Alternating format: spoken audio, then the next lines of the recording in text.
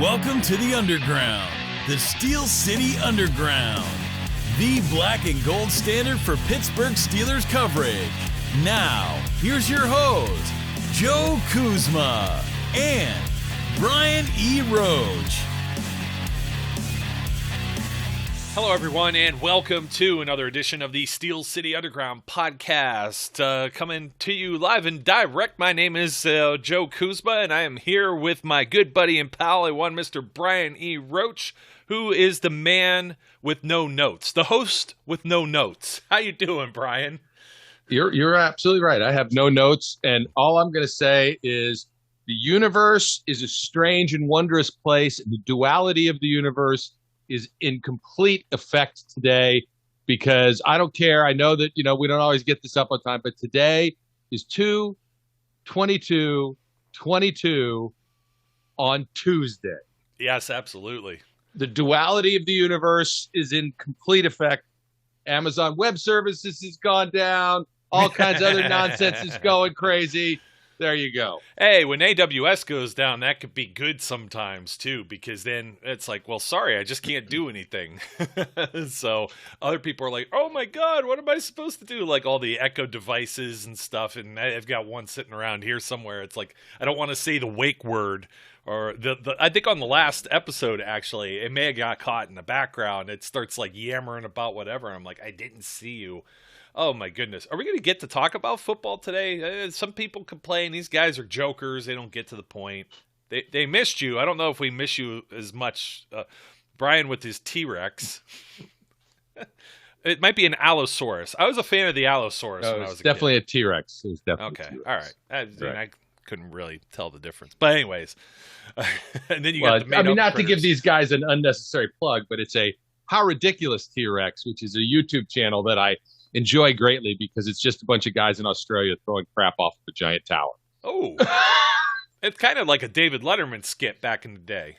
Yeah, back in the day. Off the back lot there at the Ed Sullivan Theater. But speaking of theater, we got a lot of it going on over the last few days, man. I got to do one show. We had the holiday weekend for those of us who get the holiday off and et cetera, et cetera. So I was visiting family. Brian was doing whatever it is. Oh, Brian was too. He was out visiting family as well. So I was going to say whatever it is that Brian does. But hey, man, I don't know where to start. We talk a lot about quarterbacks. I'm not sure that I want to go back to that, but it's going to come up again. But let's hit the big item. And I'm going to say this as succinctly as possible, however you feel about an off-field lawsuit that a certain coach has in regards to hiring policies within the NFL, whichever side, whether you agree with his position or disagree with his position or agree with what he's doing, the reasons, or disagree. He was still a heck of a coach, and I'm referring to former Miami Dolphins head coach Brian Flores, who I was stunned. And it was funny because I think earlier the same morning or the evening before, I was in one of the numerous Facebook groups I pop in and start arguing with people. Some of them recognized my name. I might rub them a wrong way. I'm sorry. You're still fun to speak with. I can't take Marcus Mariota as a potential Steeler. So if you mention him, you're getting the I don't know, the scarlet letter or something on you. And it just angers me, and I'm going to say something about it because he sucks. But anyways, he's not better than whatever's going on there. Mobile quarterback who gets sacked a lot and stripped a lot. Not so mobile to me. Not worth being able to run around in circles. But and the Raiders wouldn't let him throw either, Brian. But Brian Flores. Anyways, I was only surprised by this. I wasn't surprised. I knew the Steelers were going to have to make a couple of more hires. I even mentioned it on the show. Keith Butler was wearing 2 hats. Terrell Austin was wearing kind of 2 hats. So I'm like, they got a couple of more assistants that they're going to be adding to the fray. I was stunned because I didn't think Brian Flores, one, would take a coaching position with his current lawsuit pending. Number 2, I was stunned because I didn't think he would take, I don't want to call it necessarily a demotion, but he's setting it high as a former defensive coordinator and head coach. I didn't think he would take, now he gets the senior assistant title that Terrell Austin also had coming off of a defensive coordinator position. He gets that title, and now he's going to be adding his hand into the pile for the linebacker. So I guess in short, what I like to say about this is that there's probably many various other teams out there that didn't want to touch this guy with a 30-foot stick, maybe a 40-foot stick. And I'm sure there are. Yeah. I'm sure that there absolutely are. I don't much care. I love that's the hire. exactly the point. Absolutely love it, and I don't care. That's exactly the point is that the Steelers aren't shy about making moves, whether you want to be, like Mark Madden already said, something about affirmative action or doing this to grandstand or whatever. I don't think that's been the Steelers' way. You go all the way back to Chuck Noll and Bill Nunn and HBCUs and everything like that, where they find players and they find ways to improve their team pretty much by any means necessary. None of this stuff, I think, any of these other outside labels or reactions that anyone else has means squadoo compared to adding a brilliant defensive mind and quality coach to help the team win. Absolutely. And I mean, look, there's a lot of ways to spin this in long-term standpoint. You know, Tomlin's been coaching, 15 years? You don't know how much longer he wants to be involved and he wants to coach. So why not stock yourself up with guys who might, I mean, that's a selling point. You know what I mean? Maybe you're now not necessarily next in line, because I don't believe the Steelers always just grant people what they want, as Ken and Russ can attest to. I was going to bring them up. I didn't want to mention you. Ken Wisenhunt and Russ Grimm, we should mention, former OC and offensive line coach when Cowher retired, were both among the finalists with Mike Tomlin for that coaching job in 2007. But it gets your name in the hat. You know what I mean? Yes. Plus, they get to see what you can do. And I think, first of all, it's just absolutely a fantastic hiring. The guy has produced tremendous defenses. I know he's not the DC, but if Terrell Austin were to stumble and do a cruddy job, well, now you got a guy who can definitely step in and take those shoes. But if nothing else, I think he just helps as a whole with that unit, right? You're going to have transition in the defensive backfield. He can help with that. You're going to have another guy with head coaching experience to help them as a whole unit on game day. It's just it's a perfect example of not caring what the perspective is on public opinion, but thinking about what should we do so that we're in the best position to move forward. And also a commentary to a certain standpoint of saying we're not delegitimizing this guy's status simply because he thinks some things are unfair. That's fine. He's allowed to think some things are unfair. And you know, I don't want to get into the M squared nonsense about affirmative action, and that's what this is, because he's just a moron. Well, we know he's a moron, but you have to bring it up because there'll be, I mean, we're not immune to morons. There'll be somebody that jumps in the comments and makes some mention of it, and I think it's totally inconsequential. I mean, we're talking about a senior assistant in a linebacker's position. They're not doing this to, you know, like I said, grandstand or say, hey, look at us and all this other stuff. But like you make the point, I'm not jumping to that conclusion that he would instantly be, people are like already thinking like, oh, now he's next in line for whatever. Well, there's some interesting things here too, because when you add somebody, I don't know, does an assistant like that still work with the draft pick formula now if they get promoted somewhere else with the minority hire stuff? I know there's stuff like that, but I'm not sure that being in this position, that might only be with the coordinators to a head coach thing, but I could be wrong with that. But that might be something that's involved in all of this process as well, to where, hey, if he stays with us, we benefit. Mm-hmm. If he doesn't stay with us, we benefit. So absolutely, yeah. I mean, it's really smart in so many aspects, and not to mention it, the guy is smart himself and a good coach.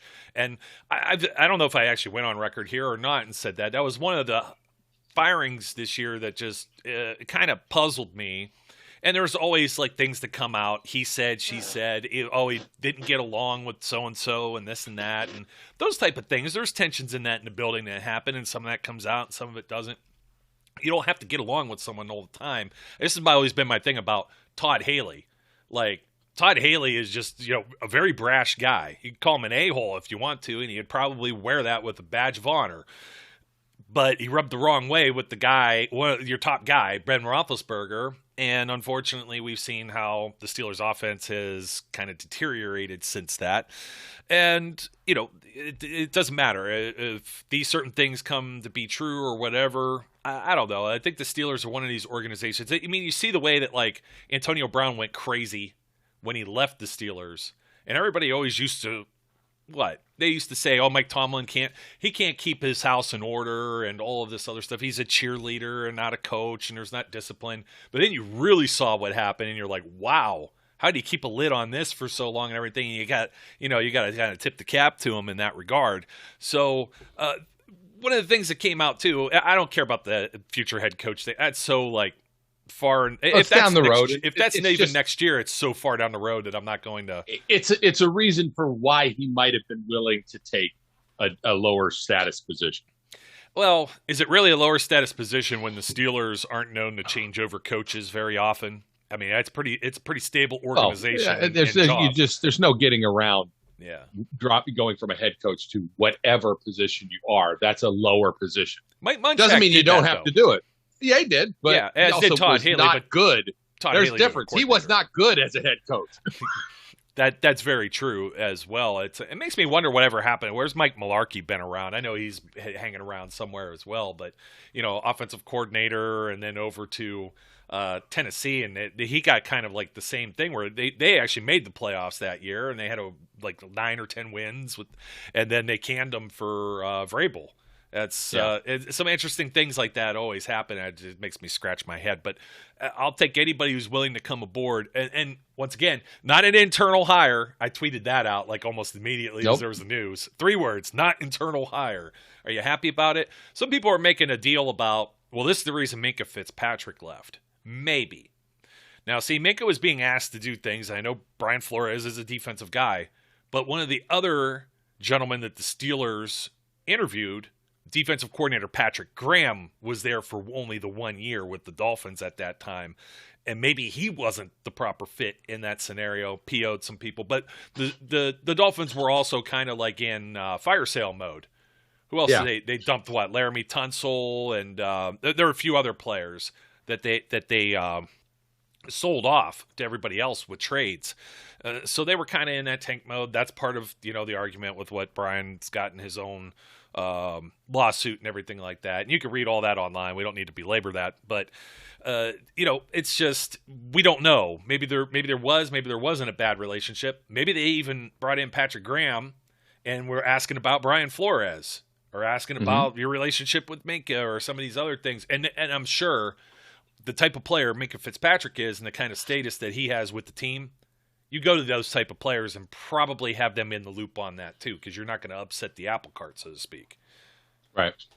So I don't disagree. It's just, this is, like, as I said, I think this is a fantastic hire for them.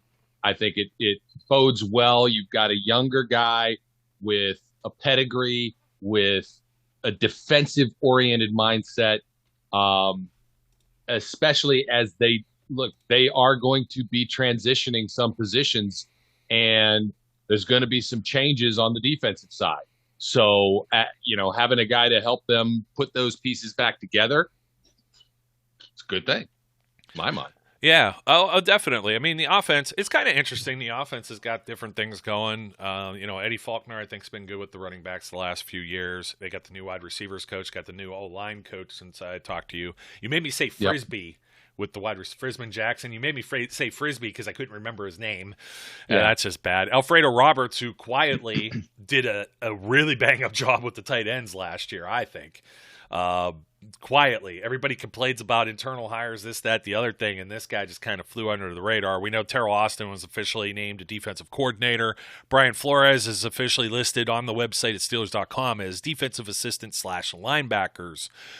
Grady Brown is a secondary coach. I got to wonder if they're going to add somebody else to help with the defensive backs. And then you got Carl Dunbar, who's done excellent with the defensive line. I'll give him a pass for some of the talent problems he had this past year with injuries and whatnot. You still got Jerry Osaski, who played under Cowher, so he was a Cowher player and almost an immediate. He's been around almost the entire time with Mike Tomlin here as an inside linebackers coach, and then there's an assistant outside linebackers coach, Denzel Martin, that's also here. So they've got like a whole bunch of guys working with linebackers. So I think you're going to get another secondary coach somewhere along the way. And, of course, Danny Smith's been around for a minute with special teams, and Garrett Giebmont, your strength and conditioning coach. So we also had some Kevin Colbert news here, press release, whatever else you want to say, and some things that he said.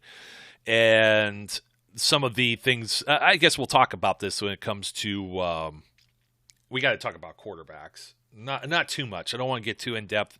We've got a number of past programs that people could pick up on here. And, they asked Kevin Colbert on the same stuff about it if they don't add anyone. And this is really like the first kind of quote or tidbit everybody's been grilling that nobody in the Steelers have given a thumbs up or their seal of approval on Mason Rudolph. And Kevin Colbert says, if we had to start a season today with Mason as a starter, let's go. Let's try to build the best team we can around him, and that's just the way it is. And he is 5-4-1 as a starter, and you got people just completely ragging. He goes, of course, he adds what we've always said. One of those games was this year. He only found out he was going to be the starter Saturday night, and he tried to give us what he could. We almost won that game. We didn't. And to a multitude of reasons, that isn't on Mason's shoulders when there's turnovers, fumbles, snaps over his head, things of that nature. They went out and scored in the first drive, etc. But somebody made a comment here, Brian, they're like, well, they're saying that because there's no other quarterbacks on the roster. Well, part of that's true, but part of your complaint is that Najee Harris mentions like Jimmy G and Deshaun Watson, and got to bring him up for just 1 second with the Brian Flores stuff, so make sure I come back around to this. But who was the other one? Aaron Rodgers. And I'm like, well, he didn't mention Russell Wilson. He didn't mention like a whole bunch of other people. He didn't mention Derek Carr or Marcus Mariota or any of these other names that are floated around, right? So, but somebody was complaining about, Mason's 5-4-1 as a starter. I'm like, well, do you know what Ben Roethlisberger was this past season? At one point, he was 5-5. I mean, we take the tie out because that's the game that Mason played on short notice. Come on now. And, just stop with the silliness. We know the 2019 season, I found even more names looking at that roster and who was playing. It's amazing that team was even competitive. I just have to tell you, I refuse to go down the road of stats and trying to compare apples to oranges because they're not. Stats are just not stats. They don't equate across seasons. So saying Ben was 5-5 and Mason is 5-4 lifetime, they're not. That's not apples to apples. I will not argue. Okay. It's okay with that. It's okay. It's okay. But it's like what I said to someone. I'm like, I'm having this conversation as I always have here, and I'm like, he was playing with practice squad people in 2019. They're trying to tell me, he was absolutely. Oh, he had a better offensive line. It's like, well, these guys were missing time. Ramon Foster and Gilbert eventually left, and you got. I will grant there was a better offensive line that year than what was just put through, but the rest of the team was an absolute mess. So, I'm trying to think. Oh, that's who it was. Do you remember the little bet with Ryan Switzer and Mark Madden? No, that was that year. I do remember. Well, actually, I do sort of remember, but whatever. I believe that was 2019. It could have been 2020. And, but it was I can't be. Ryan Switzer. It's like The more I dig into that dumpster fire of a season, I find out more intriguing stats. Whether you like them or not, you know who the second leading receiver was that year in 2019. No, I'll tell you, Deontay Johnson was number one. He only had like 67 catches or something like that. The other guy, 47 catches, I believe. Jalen Samuels.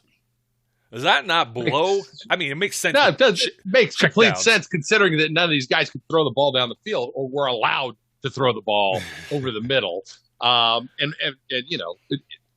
Look, I said at the end of that season, that's the season Mike Tomlin deserved Coach of the Year regardless, because what he was able to manage and how they got through that season and not have a losing record is a testament to his ability as a coach. The fact that you want to basically go, well, I guess we should have just let it be as it was and gotten what we could. That's hindsight's 2020. They're still trying to win, and they still were in competition to be in the playoffs that season. All the way down to the wire. It's a shame. Down to the very end. People are always saying, "Well, Mason got benched for Duck." Well, he got knocked out. That was number one. No, he got knocked out. There's no question about it. He got knocked out. And he came back and he wins 3 games, and then he plays a short week and gets clocked with Myles Garrett. And he's there was one of those games somewhere in there. It could have even been with the Duck that Tevin Jones has 2 drops and literally gets cut the next Monday morning. I am not a Mason fan. Stuff. We all know this, right? Yeah. It's very well documented. I don't hate Mason Rudolph, and I don't love Mason Rudolph. I know what my position is, but look, I'll be one of the first ones to tell you he's a better quarterback than Duck was. He's a better quarterback than Devin. We all got cut up. That's such an underdog Cinderella thing, and there's still people on that are like, Josh Dobbs got to be in this conversation. Bring back the Duck. And I just saw Paxton Lynch got cut from the Canadian Football League too. Yeah, let's not bring him back either. Yeah, but you get these Zach Mettenberger. You remember all the hype that was there, and the guy never. I don't think none of us ever saw him throw a pass. He got signed in the middle of the season, and they got to see him at practice, and it was like, we'd rather not see that again. And that's not what happens with Rudolph. I think they tend to forget the investment draft-wise and time-wise so far into him, and also what Dwayne Haskins has done so far, and a former first-round pick and starter. They have a better situation than like what a lot of teams do. It's a better situation than having Ryan Fitzpatrick and Taylor Heineke, for example. Yeah, look, I'll go out on a limb and tell you with Mason Rudolph as the quarterback next year, I would expect them to still have a winning record. Yes. Be competitive. I would. Right. But only 500. Only 500 though. Mike Tomlin never had a 500, never had a losing season. But I would still expect that because everything else should be shored up too, regardless of the quarterback play.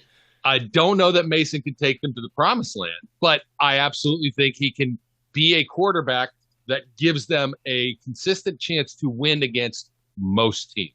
And he did that before. Let's see if we get the shackles taken off him. He gets a full camp, gets full preseason, gets full weeks preparation for games. None of that has been really true for the most part. He had like these starts and stops the entire way with all the things we just mentioned. I mean, nobody was expecting Ben to get hurt in 2019. Hey, guy. You with the helmet for only the second time in your career. Come over here, you're going in at halftime. Yeah. You know what I mean? It's like, and he plays like 2-3 games, and then he's out for a week or two in concussion protocol. He plays like 3-4 games, then he's out. Then he comes back. They bench Duck again. Some of that, too, you got to realize, I don't think people do. I was at that Cincinnati game. Here's another one that most people don't realize, and I noticed this just the other night looking at this. Benny Snell only had 8 fewer carries than James Conner that season. And I don't think anybody's here banging a drum, including myself. You hear me say, I think I'm more in defense of what all the other just nonsense is with Mason. I wouldn't say I'm putting him up here and expecting the promised land either. There are very few quarterbacks in the NFL that I think could get any of these teams to the promised land.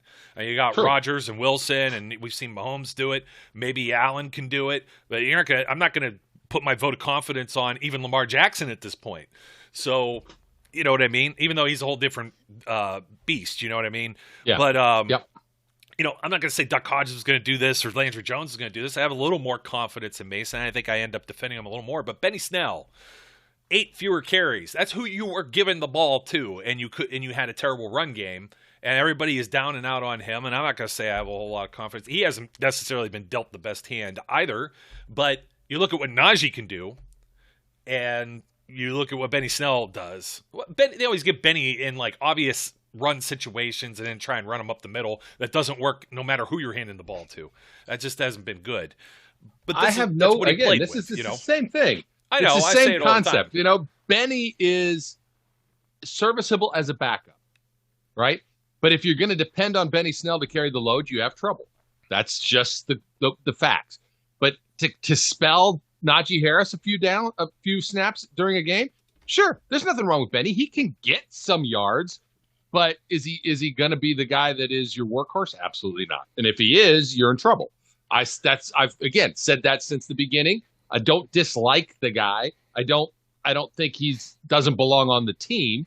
But I don't think he's the guy that's going to, elevate the game. Right? He's not a guy you can depend on to consistently win. And that in a nutshell is, and I don't know, let me rephrase this. I don't know that Mason isn't that guy. I just don't have any inspiration to believe he is. And I hope that I'm wrong. I hope that he is a guy that figures out how to be the guy that can take them and make them win. I just don't see it. But how much does he need to do? I'm not asking to throw 40, 50 passes a game. I'm asking him to throw a touchdown or two. That's what I mean. Which is I think no more than a lot of these guys do. Next year, what he's got to do is get through his reads better. That's one of the things he has to do. He has to get through his reads better and make better decisions. In where he delivers the ball. He has the same problem, as far as I'm concerned, that Landry has, in that you just feel the interception coming. When Landry would come in, you just felt when it was going to happen. It's like there's going to be I felt it more with Landry, even though I defended him too. He was capable at least running the offense, and Michael Vick wasn't, and that was my stance at that point. I never had any grand illusions of him taking over for Ben Roethlisberger. And the reason I had him for Mason Rudolph is because they claimed they had a first-round grade on him. They traded up over the Bengals, who were picking back-to-back, and grabbed him out of the third round, and a lot of people had Mason even mocked into the first round. They said Mike Tomlin was in love watching him at college, and also Lamar Jackson, if you remember, around that time. My view on all of the talk about they had a first-round grade on him, if they had a first-round grade on him, somebody would have taken him before the third round. I get it, but no, quarterbacks don't last to the third round. Quarterbacks don't last through the third round if you have a first-round grade. No, there's exceptions to that rule too. Let's say, but usually there's something else that goes along with it, like Dak Prescott, for example. But no, there was 5 quarterbacks taken in the first round, so all the teams that needed them were pretty much already had them, or they had already drafted the guy the year before. We'd have to go back through and go, are you sure this team didn't need a quarterback? Because that's a whole other round that every team had the chance to take him and didn't. You mean the Jets? They already got a guy in that same draft. Never mind. Yeah, I know. I'm just saying, I don't want to argue Mason, because at this point he's our guy, and it's like he'll either do it or he won't. I don't believe, and I think I stated this pretty clearly last time around, they should not be targeting a quarterback unless somebody. First of all, there isn't a quarterback I want heavily in this particular draft class.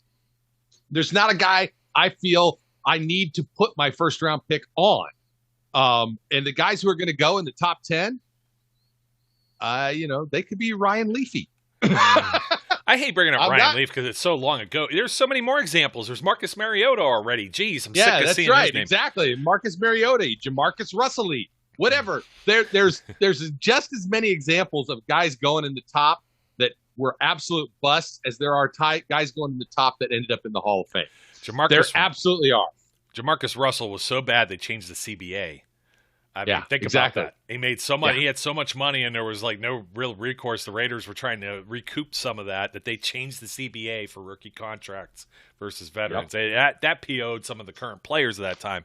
I don't want to belabor this too much more, and I mentioned this before, but 384 pass attempts. Mason Rudolph, let's say 11 interceptions, 16 touchdowns, and 16 sacks. Doesn't take a lot of sacks. He's not giving up the ball a whole lot. I don't think he has any fumbles in here either. Maybe he has one. I have to go back and look. But the biggest thing I had was Mariota when he was with Tennessee. Now, think about this. Ben Roethlisberger, last 2 seasons, 32 games, he took 51 sacks, right? And we think that's a bad offensive line. That's 1,213 pass attempts. In 491 attempts, Mariota took more. He took 67, and he's a mobile guy. And he also threw the ball away. What's he got here? 10 interceptions and then 12 fumbles as part of that as well over those last games with the Titans. And then you've got Jameis Winston, who had the 30 for 30 club with his 30 interceptions. And he fumbled. If you think that's bad, Brian, 70 games with Tampa Bay. I think it was the last 3 seasons that Winston had there. 52 fumbles in 70 games. 52, and that last season he was there, he had 30 interceptions. And I tell people, it's like, you got rid of him and put Tom Brady in there, and they went to the Super Bowl. And some people are like, well, Leonard Fournette got picked up. Well, Leonard Fournette wasn't the leading rusher on that team. Rojo almost had a 1,000-yard season. Gronk is probably the biggest thing. Antonio Brown was added like halfway in the middle of the season, played 8 games, had like 300 and some yards receiving. Like maybe in the postseason, those kind of additions helped, but in the regular season, they kind of limped into the playoffs. But still, you can't overcome 30 interceptions. That's how good that team was defensively and otherwise, that Jameis was giving the ball away. He played 7 games last year with the Saints. Technically 6. He got hurt in the 7th. They look a little bit better there. Yeah. Sean Payton is a coach. Yeah. Okay. But Sam Darnold looked good through the first 4 or 5 games of the season with Carolina too as well. So I leave it at that. If you had more film and Jameis plays a full season, and I'm bringing these names up because I got to bring up this one. And it's because in this spiel, Colbert's talking about they're probably going to add 2 quarterbacks for camp. Ding dong. Oh, even if they don't sign or draft anybody, that probably means Josh Dobbs and somebody, I don't know, a Slippery Rock quarterback or somebody that they bring in as a camp arm. You know what I mean? The old Dustin Vaughns and whoever else shows up. Or Duck Hodges, and then he ends up impressing people. But there's a couple of websites that keep popping up now that I see. And I know what these people do. They pay a couple pennies for people that are in groups or have a following, and they post these links. And these are getting worse than what I usually talk about with clickbait, because, Brian, they're going to some of the other Steelers bloggers and using them as a, quote, source. And the one I saw, and I think this actually came off an NFL.com article, and I think it was somebody like Bucky Brooks or somebody, one of the people who have their own blog, that work for NFL.com, and they write their opinions about landing space places or things that can happen with teams. And there was like a quote of a quote of a quote that was put into one of these larger websites that then distributed it, and everybody was like, oh my God, and it was catching fire. And it's Carson Wentz and the Steelers with the trade. And he's got like 3 years left on his contract. They take some dead money this year. His contract's friendly over the next 2 if you're Indianapolis. And I'm like, okay, there's one positive about Carson Wentz I could think of. He's already gotten the Steelers to the playoffs because he lost to the Jaguars in the last game of this season. But I'm like, for the life of me, people jump on, you can pretty much insert any name. I could make up someone. I could say right now that Kevin Colbert and his staff are looking at somebody from the Sisters of whatever church. This guy played, it's a Division III school, Brian, but this guy threw like 35 touchdowns, and he won the whoever What's It, the Lucky What's It award. Lucky What's It played in the 40s, and they have he's the best player in this Division III football thing. And this is the guy you should sign because, my God, he could run around and he could throw the ball. And I'm just so sick of it. It's like, insert anybody's name. I've even seen Baker Mayfield's name thrown out there. The only guy I haven't seen is Joe Burrow. Well, yeah, or Patrick Mahomes. There's a couple of them that are just preposterous, but it's like no name has been sacred throughout this whole thing, and they're trying to read into this as, oh, he's going to go after Carson. The Steelers are in talks now too, and I'm just like, yeah, whatever. I don't think the Steelers are in talks with anyone. I think the Steelers will listen to anybody that wants to make a suggestion to them because they will do their due diligence. If the Colts were to call the Steelers and say, hey, what would you give us for Carson Wentz? And then they found out that the roll of empty toilet paper that they offered wasn't good enough, then they'd go away, right? Oh, you want to give us Carson Wentz? Here's the tube. We just finished this roll. We'll give you that. Okay. Hold on, you can't have the last half square that ripped off either. I don't have a square to spare, so I've got to keep the square, but you can have the cardboard tube, and I'll give you that for Carson Wentz. Oh. If they said yes, hey, great deal. I got Carson Wentz for a cardboard tube. He's making like 26 or 28 million or something like that. I don't want to pay him. The hell with that. Include that. Look, we'll take him for the tube, but you got to cover half the salary. It's part of the problem I have really with Jimmy G, aside from being healthy. But I'll take Jimmy G 11 times out of 10 over Carson Wentz. I mean, I don't want either one of them. I don't want either one of them. I don't want either one. I could accept the circumstances, and if he fell in Pittsburgh, at least with Garoppolo, there is no scenario. Carson Wentz is maybe could be a worse trade than going after Deshaun Watson, which is the link with Brian Flores. So now we're full circle because everybody, all that smoke and fire about whether Flores got along with Tuitt and Tuitt was their guy and do they want to trade. Now all of a sudden, just because Flores gets hired as a defensive assistant, this means we're going to go get Deshaun Watson. We got him there, baby. All right. Oh, yeah. No, we're not. We're not. Absolutely, we're not. There is a difference between I've started a lawsuit against the NFL because I feel there's unsafe practices, and 57,000 women think I'm a abuser. But Ben had all that trouble. But Ben was already on the team, and Ben had two people. Yeah, it was two and incidents, whatever. And there was no don't want to charges, revisit all and that. he still got suspended. And yeah, I know, but it's a little different than 20, 22, 24, whatever is going on there. Look, we talked about. I can't. It's fine. No, it's fine. It's like three first round. It's like three first round picks is what we hear that the Texans want, and then the guy's making 34 something a year. 3 first-round picks for a guy you probably won't even play yourself.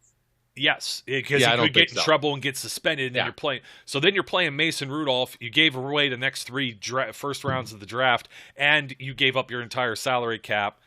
If all these other things were inconsequential, you couldn't get a first-round pick for Antonio Brown just because he lost his mind, how are you going to get 3 first-round picks for a quarterback that may never play again?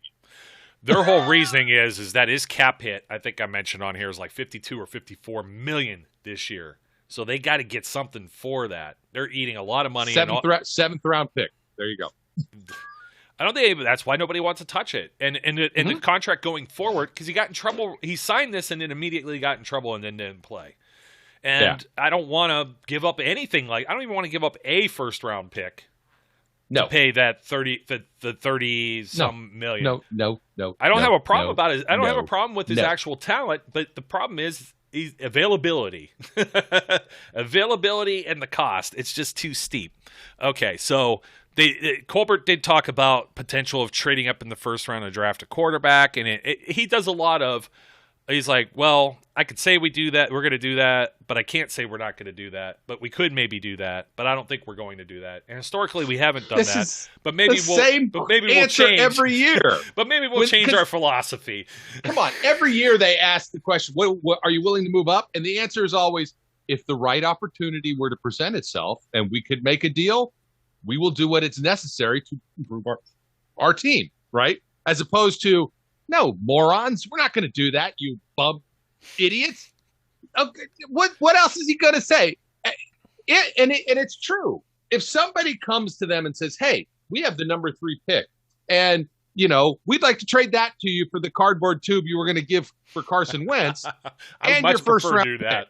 I'll give you 2 cardboard tubes. We'll give you, then fine. Yeah, they'll take a deal if the deal seems like a good, valid deal that's going to help the team. But they're not going out of their way to try and trade up, and they are absolutely not trying to trade up for a quarterback right now. I just don't believe that for a heartbeat.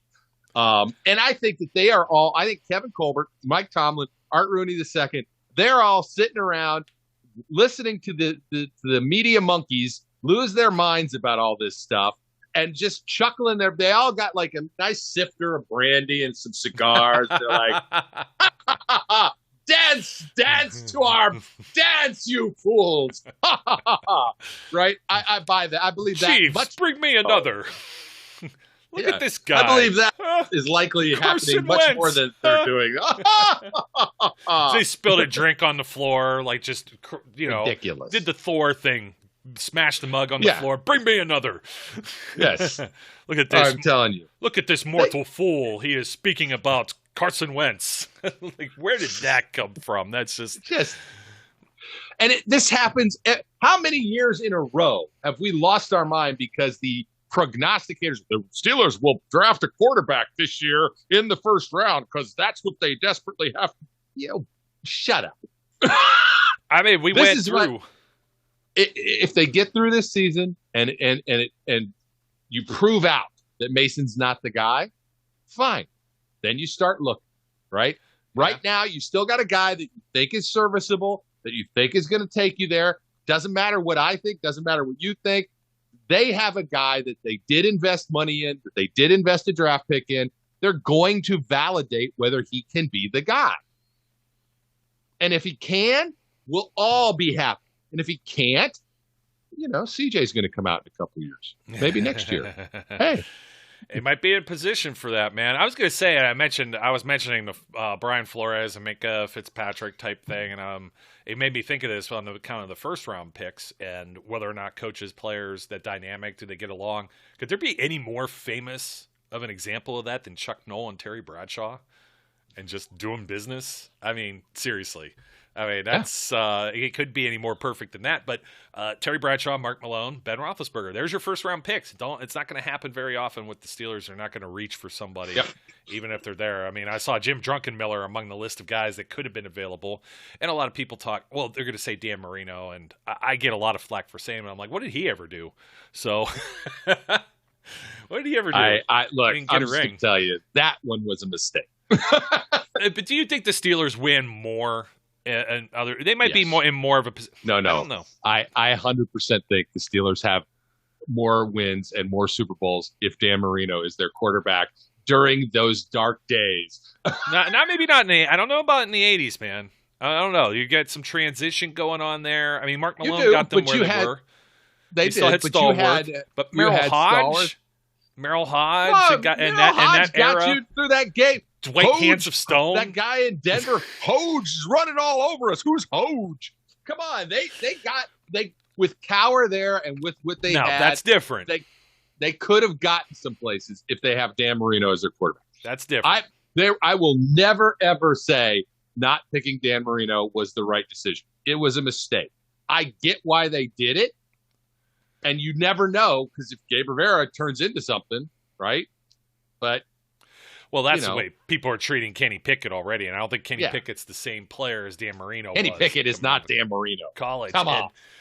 I could agree with you, Cower years, because, Barry Foster and Bam Morris and Yancey Thigpen, they got some, and that defense was amazing, and he shall not be named. Maybe Dan doesn't throw a bunch of picks. Dan doesn't throw 2 picks to the same guy. How many more trophies do you put in the case, though? You put one more in the case? I mean, we talk about how rare 2. Super Bowls are. Maybe. Because they were in AFC Championship games multiple times that, Cordell bad too. Quarterbacking cost those games. Yeah, so, possible. Near the end there, Dan Marino was still around in the early 2000s, I think, when Cordell was we had that same type of game. I'm just saying, I would absolutely believe they could have won at least 2 more had Dan Marino been the quarterback. You never know. It's not like he won any place else either. So, 99. His last year was 99. So pretty close. I think that was 01 maybe with Stewart and the Patriots. But that's what people think. People think immediately, it would just be the Patriots, and they'll rip off, and they would have had, Cower and a Marino combination would have had 6 Super Bowls. But you tend to forget, too, you would have had to pay Dan Marino a pretty healthy salary, and then you're maybe hurting in other areas. So it's always a coulda, woulda, shoulda. It's never just that cut and dry. Speaking of the guys who snap the ball to the quarterback, we got jumping back on some of Colbert's comments here, but he mentions Kendrick Green, possibility of moving him to guard. He said, we knew that he had spent the majority of his college career at guard. We saw him play enough center that we thought it could be his position in the future.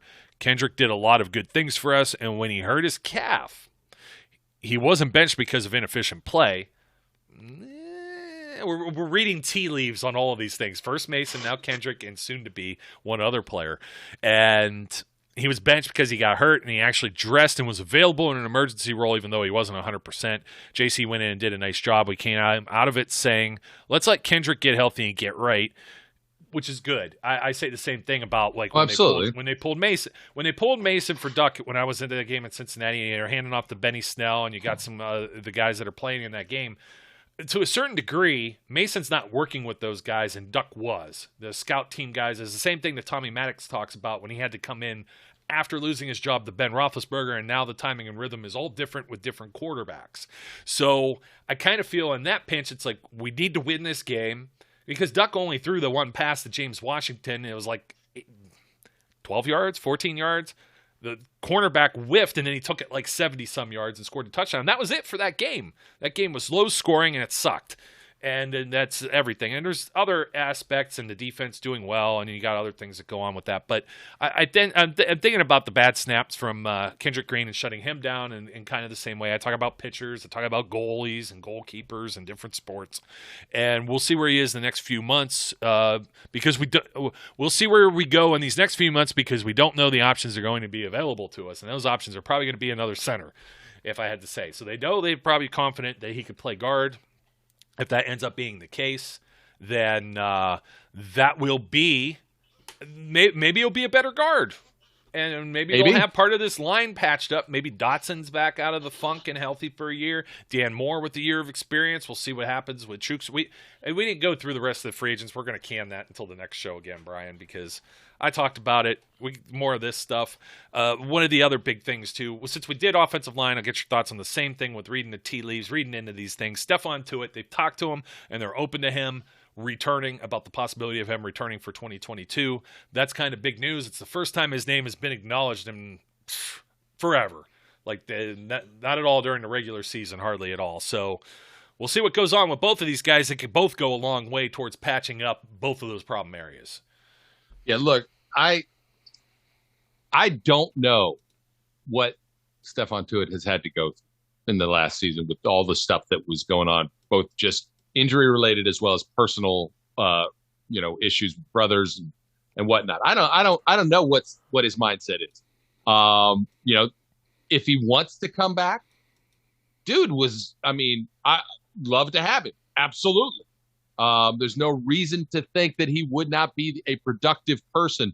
Hell, his body's probably more right now than it's been since he started with us, because he's always been dealing with some kind of an injury. So taking basically a full year off, plus, because I don't think he was around at the end of the previous season either. I can't remember 100%. At double-digit sacks, so I think he was more available than not. Yeah. It would be absolutely fantastic, but that's all a question mark. And I don't even know how to read those tea leaves because I'm not, we're certainly not privy to that. The fact that they're willing to bring him back, that's a good sign. It would indicate, okay, we're open to it. But, I think Art II actually said, it's really up to him what he wants to do. And, we'll see. He missed one game COVID list 2020. So he was okay. A lot of people are like, "Oh, he's not available. He's not always healthy." Well, Cam Hayward gets dinged every now and then too. Look at what happened with TJ. Yep. I don't hold these things against these guys. Kevin Colbert acknowledges the run defense as well. And he says, when you look at that defensive front seven, obviously with Stephon not being available, losing Tyson Alualu when we did, Devin Bush coming off a serious knee injury, Vince Williams deciding to retire. As Coach says, you're adding parts to a moving train. When we acquired Schobert from Jacksonville, it's different, and it didn't come together as good as it could have. There were some games when it was very good. There were some games when it wasn't. And that goes back to the consistency or lack thereof that I mentioned earlier. We're not trying to make excuses. I think we would have been better had we had Stephon and Tyson and a healthy Devin Bush. I know Devin can play better because he has played better, albeit when he was younger and healthier. And it's I think this was supposed to be unusual. I think there's a typo here, but it's not usual for someone coming off an ACL to not be 100% right away. We're hoping that he can come back and have a better 2022, to which he's asked about the fifth-year option. They made a decision. He says, no, we have not, because that's not due until I think it's May 1st or 2nd, I believe. And we'll go through all the different scenarios, like I said, with free agency, the draft, but Devin Bush, I think, will be a better player in 2022. This is exactly what we've discussed this before. Everybody's been putting, aside from edge rushers, they've been putting inside linebackers as draft needs or whatever that the Steelers are going to look at. They're not moving on. I don't think they're moving on from Joe Schobert. A lot of people are talking. Look at his contract. What is it? Around near $10 million. You're going to eat a little bit of money and then still have to pay someone at least what the difference is, if not the same. It may not even be the same, a comparable player in the end. You're throwing bad money against bad money. Maybe he's not paid. He's paid, but he's not paid, I would say, a whole lot of premium. He's somewhere around, Vince, I think, was making about $8 million a couple years ago. So there's no reason to shove off both of these guys. Devin Bush in the fourth year of his rookie contract, he could have the fifth-year option. You've got other places. Are you going to weaken those spots and still have to address defensive line, offensive line? then how do you look at a quarterback? Like they still got to do some housekeeping with corners as well, with Hayden and Witherspoon hitting free much agency, bigger concern Edmonds, to me than the other. So, like, do I think Joe Schobert is going to stay or go? I don't know. My opinion is if they can find a way to improve the position, they will. If they are content, I don't think it's bad. I think it's just a mix of, again, moving parts around that didn't get a chance to gel. If they do decide they can improve it, I think they will. If they don't decide they can improve it, then I think they probably will stand pat. Much more concerned about the cornerbacks than I am about the linebackers at this point, and how we go about that, handling that. I'm not 100% convinced that Joe Hayden doesn't come back. I'm not 100% convinced that Witherspoon doesn't come back, but there's a lot of miles that need to be logged to figure out what the team's going to do there. A huge thing, because Cam Sutton didn't play bad. He just didn't play at the level we anticipated he was going to. There's very few. I'm not putting a whole lot on him. He got moved around a lot. No, absolutely, very versatile, and I thought he played pretty damn well. Maybe even as good as Steven Nelson, or better, for that matter. He may have had a game or two here or there, but geez, oh man, when you see what happened when you throw James Pierre out there, that was that experiment didn't work. Huge problem, huge problem there. And then, obviously, we already said Edmonds and whatever, but yeah, Joe Hayden's going to be 33. He's talking about wearing number 5 wherever he is. Our old friend Jimmy Dorkowitz tweeted out a picture with Hayden and Josh Dobbs together, because that's Dobbs' number, And I was like, well, I think that one might be available too, but I don't know if Hayden's going to be wearing it in Pittsburgh. I don't have a problem bringing him back for a year or so, but those are other things. I don't either. I don't think he's gone. I just don't think it's part-time certainly player. He's not coming back. Is not a guarantee either. Neither one of those things I think is a guarantee. It's not a guarantee he plays in the NFL next year. Not at all. Darrelle Revis considered one of the greatest of all time, and when the injuries and the age were catching up with him around this same type of early 30s, I don't even know that he was playing to 33. I got to look. He may have only been 31. It's over, especially in those spots. You know what I mean? Yep. Not everybody gets to be Jerry Rice and playing in their 40s or something, a wide receiver or corner or anything, the DBs. But, Brian, hey, man, it's been fun. This has been good. We're going to try and do another one later this week. We'll see if we have any other news that comes up. You know what? I'm gonna throw a prediction out now, actually, and it won't come true. New general manager will be in the mix the next time we talk. You watch. Could be. It's possible. Moving train. So yep. I think we're getting close to that. I don't think they're gonna. My opinion would be, I think they would want the next guy on board and working alongside Kevin Colbert as we get to the combine and a lot of this other. Oh, geez, the combine. You see all the agents and stuff that are. There are a lot of hoopla going on with that, too. We don't have time to cover that. Go check that one out online and opine on it as you will. So good having you back, my friend, and we'll do this always. Again. We'll do this again soon. Try and get as many of these out to you. This is all slow time. It's all speculation. I know I get mad about some of it, but geez, just please stop. No Carson Wentz. I can't deal with some of these. I can deal with some of them. You want to go total full-blown on Aaron Rodgers, be my guest. There might be more smoke to that fire. But anyways, my name's Joe. His name's Brian. Don't forget to like, comment, subscribe. We see a lot of you doing that out there. We truly appreciate you and supporting Steel City Underground. Until next time, we encourage everyone out there to be safe, be good, and we'll catch you later. We would like to thank you for listening and remind our listeners to follow us on social media and our website, www.steelcityunderground.com.